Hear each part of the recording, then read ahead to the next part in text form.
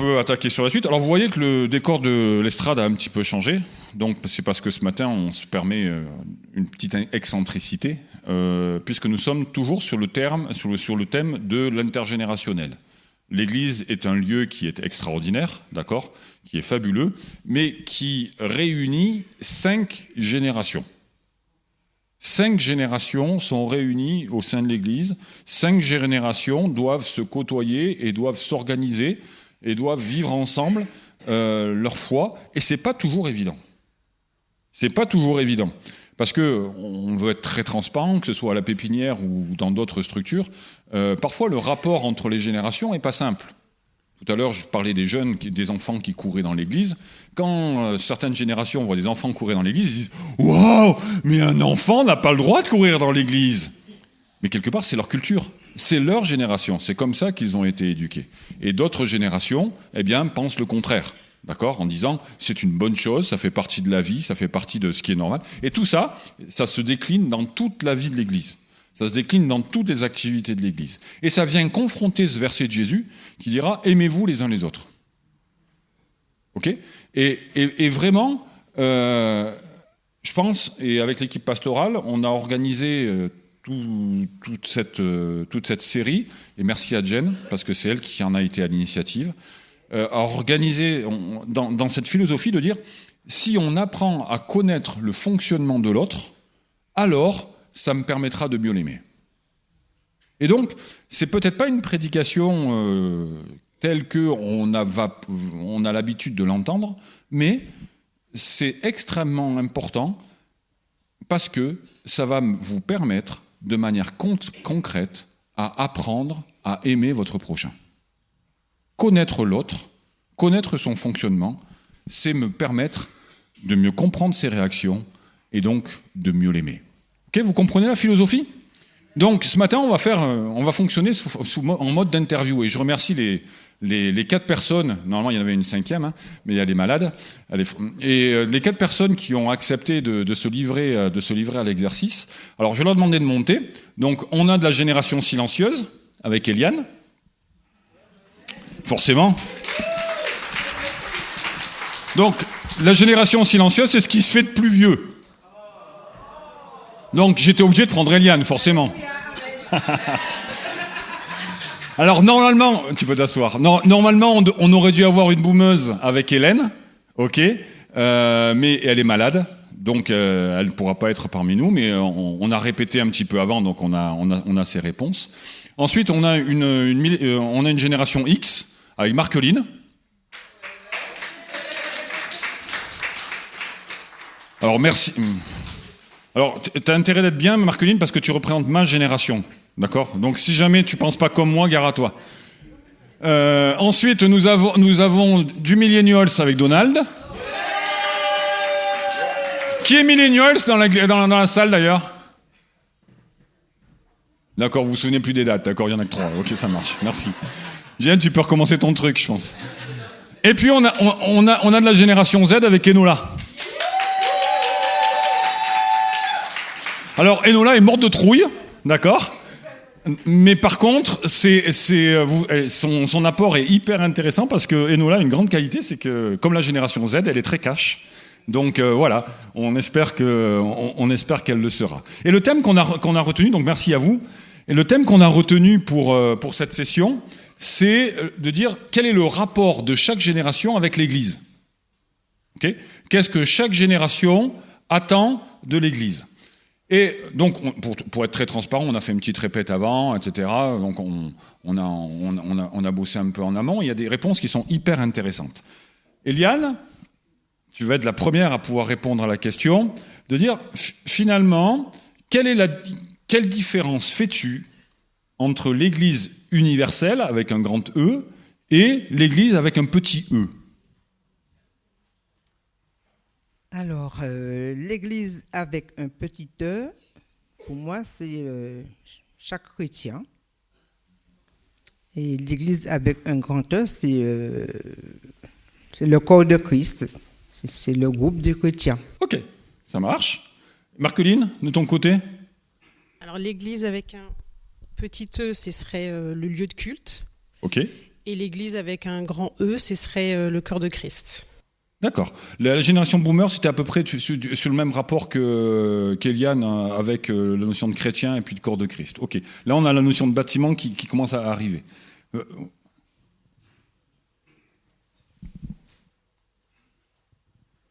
Vas-y, Donald.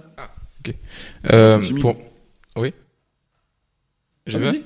Ok, pour moi, l'Église avec un grand E, c'est tous les chrétiens de toute la planète. En gros, tous ceux pour qui Jésus reviendra. Et l'Église avec petit E, c'est le lieu où on vient, les frères et sœurs qu'on connaît. C'est mon Église, c'est ma maison, c'est la maison de mon Père. Ok. Le lieu physique. Ça marche. Nola, la génération Z.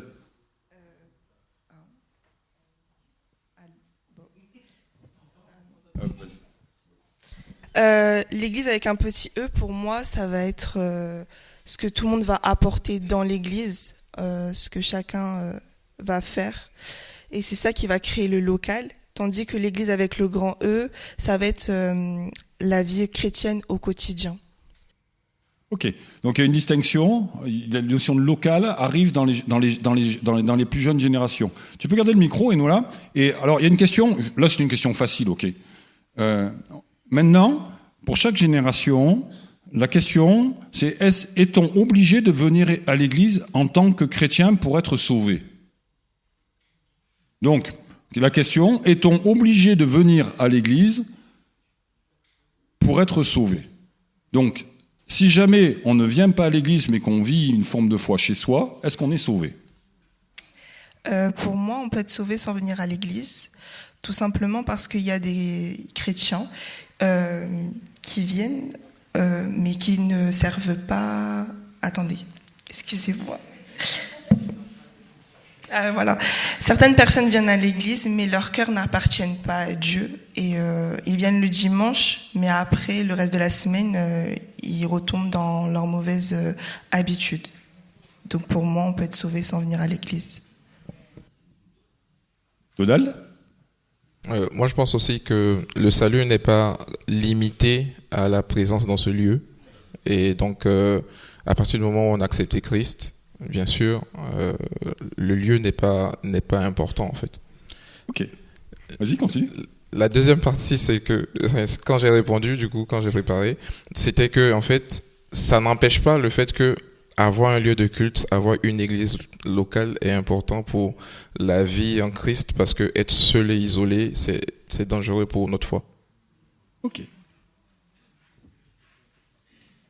Alors pour moi, on n'est pas obligé d'aller à l'église pour être sauvé, puisque ce qui compte, c'est surtout la qualité de la relation avec Dieu. Et le lieu de culte, ce serait plutôt un lieu de référence, plutôt qu'un salut absolu. Bravo la génération X. Moi j'aime vachement la réponse perso, mais bon, c'est pas parce que c'est la même génération que moi. Hein. Ouais. Génération silencieuse, j'ai peur de la réponse. Donc je rejoins les bien-aimés qui pensent que être sauvé, on n'est pas obligé de venir à l'église pour être sauvé. On est d'accord? Voilà, je rejoins. Je suis sauvé, mais bon, si je ne vais pas à l'église... Mais être chrétien, c'est se réunir, Dieu nous a mis à part, donc un chrétien doit venir à l'église pour vivre la communion fraternelle, pour vivre son moment avec Dieu. Parce que, voilà, on nous a sortis du monde, nous ne sommes plus du monde. Donc, nous avons un lieu de culte, nous avons une famille en Christ. Donc, nous venons nous associer, nous rejoindre. Le mot-clé dans ce que tu viens de nous dire, c'est un chrétien doit aller à l'église parce que c'est marqué. Voilà, c'est comme ça. Mais oui, je suis chrétien, je viens à l'église, okay. je dois y aller. Donc, c'est hyper intéressant cette question parce qu'on voit bien les différences entre les générations. D'un côté, on voit la génération silencieuse dont un des repères, c'est vraiment ce qui est écrit, on fait ce qui est écrit. Ok.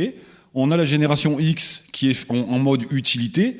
Une église est utile, c'est un lieu de référence. Ok. On a les millennials qui sont le début du changement. Et puis on a la génération la génération Z, pardon, qui dit c'est bien beau tout ça, mais ça n'est valable que si c'est transparent, quoi. Donc on retrouve bien les valeurs des 4 générations. Et il n'y a pas de bonne et il n'y a pas de mauvaise réponse, en fait. Il y a juste des réponses qui sont vécues par chacun. Et je trouve ça hyper beau, moi, personnellement. Je sais pas vous, mais ça montre que il n'y a pas une bonne et une mauvaise réponse. OK ? On y va ? On continue ? 3e question. Pourquoi est-ce que l'Église, finalement, l'Église locale est importante, Enola ? Pour moi, l'Église, ça permet de créer un effet de groupe. C'est là où on va venir tous se rassembler, mais on vient tous pour la même chose. C'est-à-dire qu'on vient prier Dieu. Et je dirais aussi que c'est un moment de répit dans la semaine. C'est-à-dire qu'on va se détacher du quotidien. C'est comme si, en fait, je donnais un rendez-vous à Dieu. Je lui dis, voilà, dimanche matin, je te donne un rendez-vous et on va passer un moment ensemble. Et ça permet d'entretenir une relation avec Dieu. Voilà. Effet de groupe, ok, ça marche. Donald ? J'ai envie de ressortir l'idée de la corde à 3 fils. En gros, seul... Le thème de la prédication de ton mariage, d'ailleurs. Tout à fait. Seul, on est fragile, mais ensemble, on est solide et on va beaucoup plus loin parce qu'on est soutenu, on est supporté, et ainsi de suite. Ok. Marceline, vas-y, fais-toi plaisir. Alors pour T'as moi, intérêt d'être d'accord avec moi, hein, d'accord ? Alors pour moi, c'est un lieu où on se fortifie, on fortifie sa foi, donc en étant en présence de personnes qui recherchent Dieu comme nous.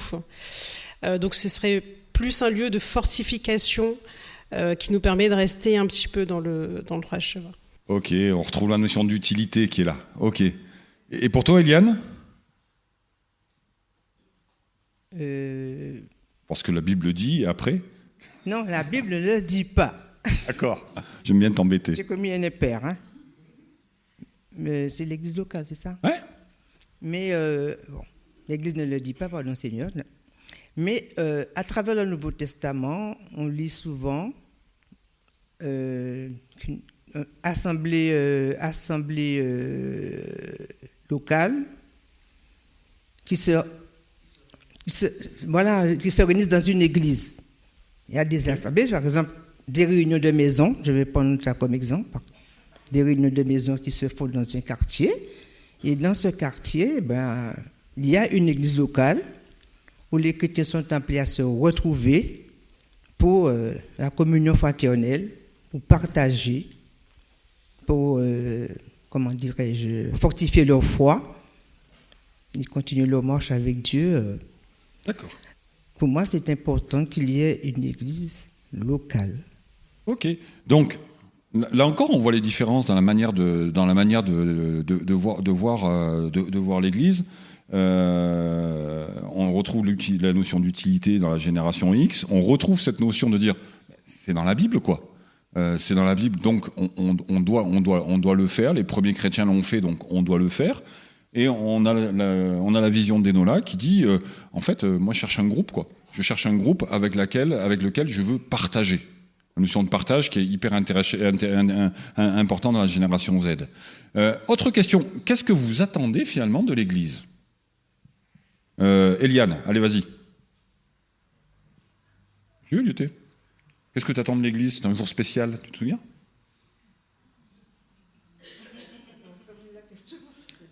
Qu'est-ce que tu attends de l'Église ? C'est finalement le dimanche quand tu viens, ou alors quand tu viens à l'Église, qu'est-ce que tu attends ? Oui, alors j'avais répondu que le dimanche, c'est un jour spécial, particulier. Parce que le dimanche, c'est la convocation de Dieu. C'est à cause du poulet frites que tu manges après ou... C'est Dieu qui nous adresse la convocation, c'est le jour mis à part pour Dieu. C'est un jour où on vient le célébrer. Pour moi, le dimanche, ça devrait être un jour de fête. Parce que nous allons rencontrer notre Dieu, le roi des rois, qui de toute la semaine, nous l'avons supplié, nous l'avons demandé. Hein. Et le dimanche, on va à sa rencontre, on va dans sa maison pour recevoir de lui, lui porter nos cœurs et passer un moment de partage ensemble dans la maison de Dieu. Jour de fête. Donc ça veut dire qu'on peut monter le son de la musique. Merci beaucoup, Eliane. Merci beaucoup, j'ai bien fait de te faire intervenir. Marceline, passons. Merci. Donc vous avez compris la sono. Hein. On a l'aval des seniors. Vas-y, Marceline. Ça rejoint un petit peu la question précédente. Donc, ce que j'attends de l'Église, c'est d'être fortifié, d'être encouragé dans la foi. Voilà, surtout la notion de fortification et d'encouragement. Ok. Donald, qui est je tiens à le préciser, un vieux millennials. Alors, pour moi, en fait, ma réponse a deux volets. Le premier volet, c'est que j'attends de l'Église d'être enseignée, d'être nourrie, avec une saine doctrine, enfin, quelque chose de plus sûr que ce que je peux trouver partout ailleurs. C'est la maison où je viens être nourri, quoi. Mais le deuxième volet, c'est que les autres personnes de mon âge qui ne croient pas forcément en Dieu, ils ont toutes sortes d'activités à l'extérieur, et à partir du moment où on devient chrétien dans notre tranche d'âge, on a l'impression qu'on doit être coincé, on doit être dans notre coin, alors que c'est pas la réalité. Nous et notre âge avons nos besoins. Et donc, j'attends aussi de l'Église de rencontrer d'autres personnes de ma tranche d'âge qui croient en la même chose que moi, avec qui je vais pouvoir vivre une vie sociale, avec qui je vais pouvoir faire des trucs tout en étant clean devant Dieu, quoi. Ok. Donc il y a la dimension spirituelle et il y a la dimension sociale. Ok, j'ai besoin d'avoir une vie sociale et de partager avec des gens qui ont les mêmes valeurs que moi. D'accord. Donc il y a Eliane qui veut faire la fête le dimanche avec de la batterie, du bruit, de la danse, etc. Merci beaucoup. On a Marceline qui est beaucoup plus spirituelle qu'Eliane. Je tiens à le préciser. Donc qui veut se fortifier. Et ensuite on a Donald qui est en mode ok, je veux de l'enseignement mais je veux une vie sociale. Et Enola. Moi, le dimanche, je viens pour apprendre des choses et pour fixer des choses, de fixer des objectifs pour ma semaine.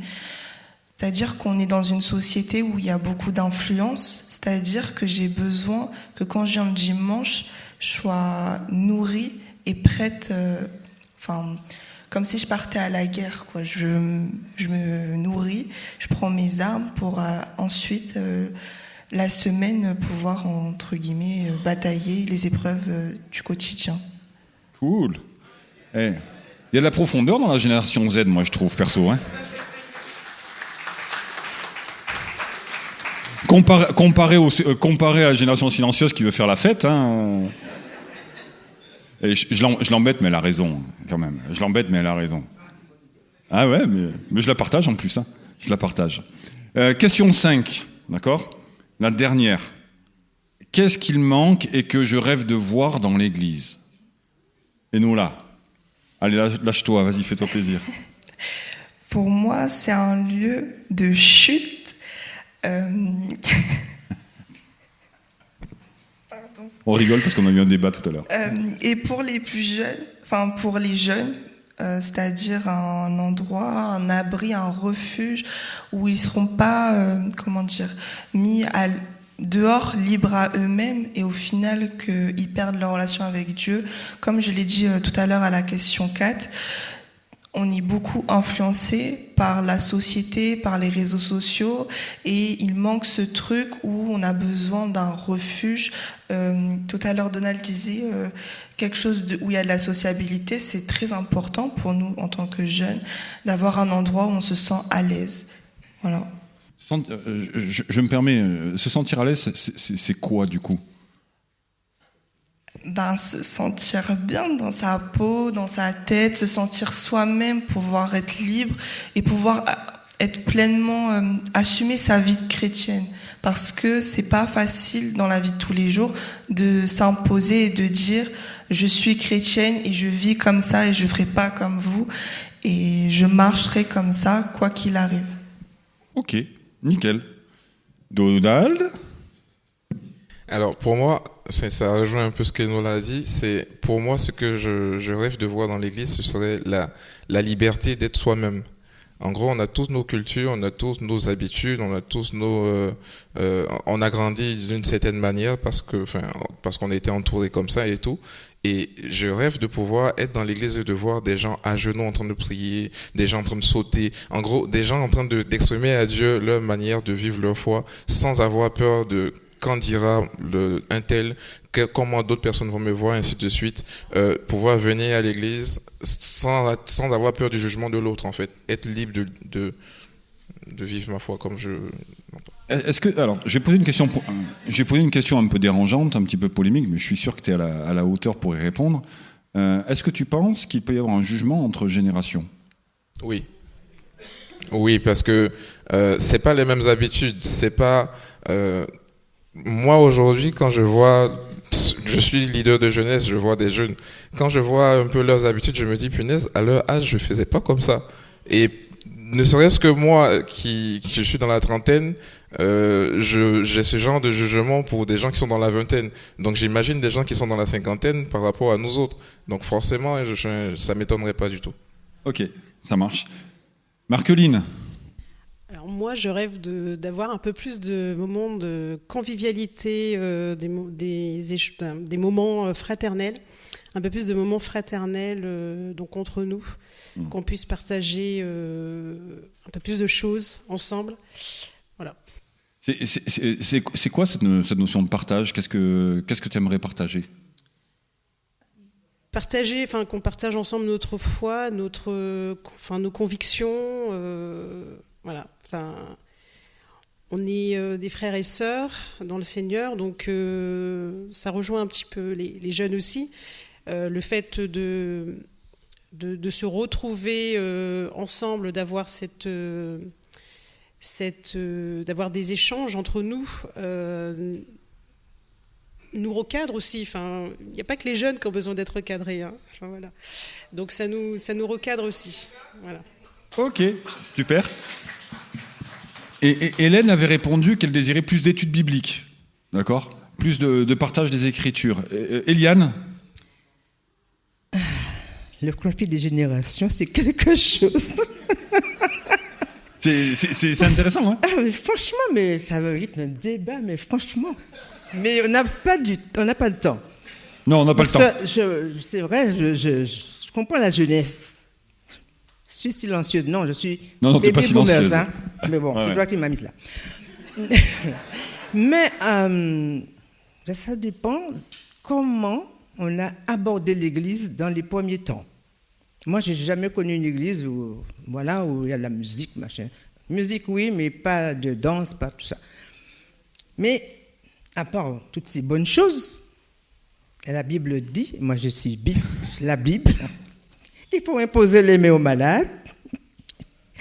La Bible dit, parle de l'onction d'huile. Les études bibliques, franchement, c'est quelque chose qui manque, mais voilà quoi, parce que ça apporte beaucoup, ça développe tout ce qu'on ne peut pas porter dans un culte. Parce que l'étude biblique, on est là pour étudier des passages de la Bible, des livres de la Bible, et ça nous permet de grandir dans notre foi. Ça nous apporte franchement des connaissances qu'on ne peut pas avoir pendant un culte. Ok. Donc, c'est vrai, pour ta génération, c'est vraiment un retour aux Écritures, et c'est très bien. Hein. L'Écriture vraiment est au centre des attentes, d'accord. Pour ce qui est de Marceline, on retrouve le besoin de la génération X avec le besoin de partage, d'accord, de convivialité. La génération X, c'est ceux qui ouvrent le plus facilement leurs portes, hein, d'accord. C'est vraiment dans leur mindset. Et ensuite, pour les autres générations, alors pour Donald, on a cette notion de dire, voilà, ce que j'attends de l'Église, moi, c'est la liberté d'être moi-même. Et pour Enola, on retrouve cette génération qui est peut-être la caractéristique d'une génération un petit peu blessée, hein, dire, voilà, j'ai besoin d'un lieu où je peux être moi-même et où on pourra prendre soin de moi, quoi. C'est vraiment intéressant. Et merci à vous de vous être livré à l'exercice, parce que c'était pas évident, d'accord, de se dévoiler un petit peu et puis d'être les représentants d'une génération, d'un groupe. Et un grand merci pour votre temps. un grand merci pour votre investissement et pour votre transparence. Je suis sûr que ça sera très utile. Merci beaucoup. De rien.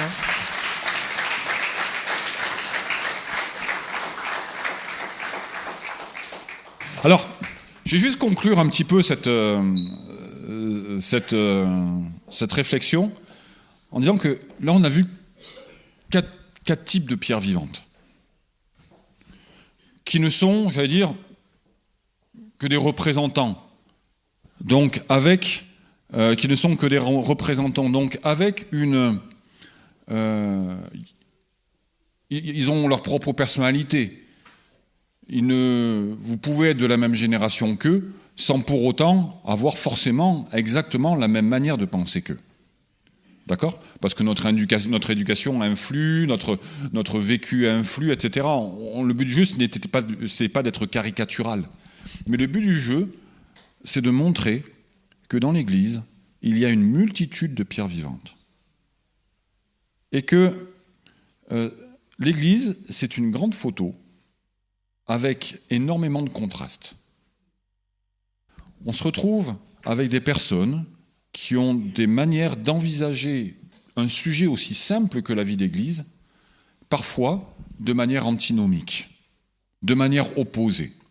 On a les jeunes qui disent « Ok », la génération Z qui nous dit « Ok, on est une génération blessée, on a connu le Covid, on a connu la visio, on a connu toutes sortes de choses qui nous ont profondément marqués. On est dans une société où il n'y a plus du tout de rapport moral et on veut que l'Église soit un lieu où on prenne soin de nous, quoi. On prenne soin de nous, on veut pouvoir s'y épanouir, on veut pouvoir pleurer, on veut pouvoir tisser des liens, on veut pouvoir vivre. On se retrouve avec les millennials qui disent « Ok, nous, on a besoin d'être nous-mêmes. On est la génération de la louange. Quoi. On est la génération de la musique, c'est nous qui avons apporté, et pour nous la louange c'est juste quelque chose qui est tellement important, et louer Dieu c'est pas simplement faire des chants, mais c'est exprimer qui l'on est au travers des chants que l'on chante ou au travers des chants que l'on joue. Donc c'est bien plus que ça. On se retrouve avec la génération X qui nous dit nous ce qui compte c'est que l'Église soit utile à notre société, mais soit utile à notre foi également. Et puis, on a la génération des boomers, c'est la génération silencieuse qui disent d'une manière différente, mais voilà, ce qui compte, c'est ce qui est écrit. Et donc, vous voyez qu'il y a un delta qui est là, mais qui fait forcément, qui fait notre quotidien, qui fait le quotidien de l'Église. Et si on veut être extrêmement transparent, combien de fois avons-nous pu juger le comportement d'une génération? Les jeunes ou la génération Z par rapport à la génération silencieuse, mais vice-versa, quoi. Alors que personne n'a raison. Mais nous sommes tous à l'origine des hommes et des femmes qui avons notre histoire, qui sont des pécheurs et qui sont sauvés par grâce. Et je prends l'exemple d'une photo. Une photo, elle est belle parce qu'il y a une multitude de couleurs. Une photo, elle est belle parce qu'il y a tout un dégradé de couleurs. Imaginez une photo de la mer et vous verrez qu'il y a une multitude de bleus qui fait toute la beauté de l'image que vous verrez. L'Église est pleine de différences. Et puis à un moment donné, il y a celui qui dit « Je suis la lumière du monde », qui vient et qui illumine tous ces contrastes. Et finalement, ce qui rend l'Église belle, c'est le fait qu'il y ait toutes ces différences. On ne vient pas tous à l'église le dimanche matin pour les mêmes raisons. On n'attend pas tous du culte la même chose. On ne vient pas le mardi pour prier pour les mêmes raisons. Pour autant, nous le faisons tous parce qu'à un moment ou à un autre, nous avons rencontré l'amour de Dieu. Et nous avons été illuminés par l'amour de Dieu. Et parce que cet amour vient frapper toutes ces différences, vient frapper tous ces éléments qui sont différents, vient frapper toutes ces caractéristiques qui font la force et qui font la beauté de ce qu'est l'Église. Alors il se produit quelque chose, c'est que l'Église de Christ, elle rayonne là où elle est. Et pourquoi ceux du dehors pourront dire « Waouh, ils s'aiment vraiment ?» Jésus le dira dans les évangiles. On n'a aucun mérite à aimer des gens qui sont comme nous. C'est facile d'aimer les gens qui sont comme nous. Très sincèrement, c'est facile de manifester de l'amour à des gens qui pensent la même chose que nous. Mais c'est loin d'être évident de le faire pour des personnes qui ont des avis différents de nous. C'est loin d'être facile de le faire alors que finalement, à un moment ou à un autre, il y a des écarts, des différences de pensée et surtout des manières de faire qui sont différentes. Et c'est là que l'amour de Dieu prend son sens. Parce qu'à partir du moment où c'est facile, j'ai pas besoin de Dieu. J'ai pas besoin de Dieu pour vivre un super culte et pour vivre une vie d'église facile avec les gens de ma génération. Parce que je sais, comment faire pour qu'une vie d'église s'organise avec uniquement de la génération X. Même si ça serait pas non plus un long fleuve tranquille. Mais par contre, il y aurait une carence tellement grande, parce que s'il y avait dans l'Église que de la génération X, alors on ne ferait que du social, alors on ne ferait que des choses utiles, et il nous manquerait l'apport spirituel de la génération, que la génération boomers peut apporter. Il nous manquerait le côté humain que la génération Z peut apporter. Et finalement, c'est parce que toutes les générations exercent une pression les unes sur les autres que cela fait émerger une vérité, fait émerger l'essence de l'amour profond de Christ. Et c'est autant de rouages qui s'entremêlent les uns aux autres et qui font que l'Église avance et que l'œuvre de Dieu avance. Et très sincèrement, regardons devant nous. Et regardons, et bénissons Dieu pour toutes les générations. Très sincèrement, je bénis Dieu vraiment pour toutes les générations qu'il peut y avoir dans l'Église. Même si parfois j'en comprends plus facilement une que l'autre. Il faut être extrêmement vrai. Mais pour autant, apprenons à bénir les générations qui seront différentes des nôtres. Parce que, c'est nous, quelque part, c'est l'œuvre de Dieu. Et donc, je le redis, c'est facile de manifester de l'amour pour quelqu'un qui est comme nous. Mais lorsque ceux du dehors rentrent et qu'ils voient que des jeunes et des aînés s'aiment réellement, qu'ils voient que toutes les générations sont entremêlées et arrivent à travailler ensemble pour un même objectif, celui de sauver des âmes et celui, finalement, de permettre la création d'un lieu où chacun puisse trouver son compte pour grandir et pour se développer. Tout d'un coup, c'est à partir de ce moment-là qu'ils peuvent dire « Ok, il y a un truc de particulier ici ». L'amour, ce n'est pas un concept. Mais l'amour, c'est quelque chose qui se ressent, qui se voit et qui se montre. Jésus est la lumière du monde. Il éclaire toutes les différences. Mais surtout, il nous permet d'être la plus belle photo qui soit. Parce que il rassemble qui nous sommes et il fait le plus bel édifice spirituel qui est. Alors, c'est vraiment l'optique de ce projet. C'est qu'en fin 2024, pardon. Merci. Moquez-vous de moi, vous avez le droit. En fin 2024, on puisse avoir compris comment l'autre fonctionnait. On puisse avoir tissé des liens avec l'autre.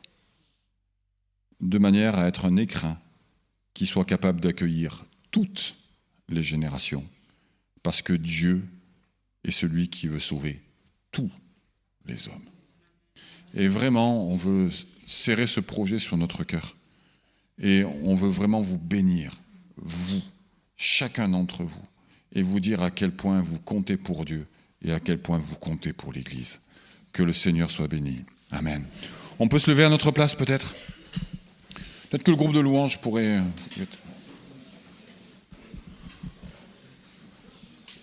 Et puis, simplement, pendant que le groupe de louanges s'installe pour un dernier, pour nous accompagner dans la louange, vraiment qu'on puisse prendre ce temps de bénir une génération en particulier.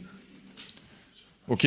De vraiment prier pour une génération là où on est et de faire en sorte que, voilà, dans notre cœur, on puisse repérer quelle est la génération qui peut-être nous pose problème dans nos relations. Ok ? Et puis qu'on puisse dire, ok, Seigneur, je veux apprendre à les aimer. Je veux apprendre à leur montrer de l'amour. Et je veux que ce soit mon défi personnel, parce que j'en ai besoin. Je veux pas simplement aimer en théorie, mais je veux apprendre à aimer en pratique. On y va ? Seigneur, nous te remercions profondément parce que nous sommes ton corps. Nous sommes un édifice spirituel, Seigneur, et vraiment, nous sommes bâtis, nous sommes construits, Seigneur mon Dieu, avec ton amour. Seigneur mon Dieu, c'est ton ciment, Seigneur mon Dieu, c'est ton amour qui nous impacte, c'est ton amour, Seigneur mon Dieu, qui nous a ramenés à toi. C'est ton amour qui nous conduit dans ce lieu tous les dimanches, Seigneur mon Dieu. C'est ton amour qui nous pousse, Seigneur mon Dieu, à nous approcher de toi ensemble. Et Seigneur, nous voulons vraiment le faire avec des mains pures, avec un cœur pur. Nous sommes conscients, Seigneur mon Dieu, que nous sommes vraiment différents. Nous sommes conscients de ce qui peut se passer en nous. Et vraiment, nous te demandons ta grâce, nous te demandons ton aide. Que ta bonté, Seigneur mon Dieu, puisse se manifester. Que ton onction puisse se manifester. Je prie, Seigneur mon Dieu, pour que tu nous apprennes à aimer. Je prie, Seigneur mon Dieu, pour que ces quelques témoignages puissent nous montrer à quel point, Seigneur mon Dieu, nous sommes peut-être différents, mais que nous aimons le même Dieu et que nous avons le même but, grandir, te connaître et puis pénétrer dans la vie éternelle. Alors s'il te plaît, et vraiment que ta grâce nous entoure, vraiment, Seigneur mon Dieu, que ton Saint-Esprit nous saisit, Seigneur mon Dieu, et que quelque chose de particulier puisse se passer.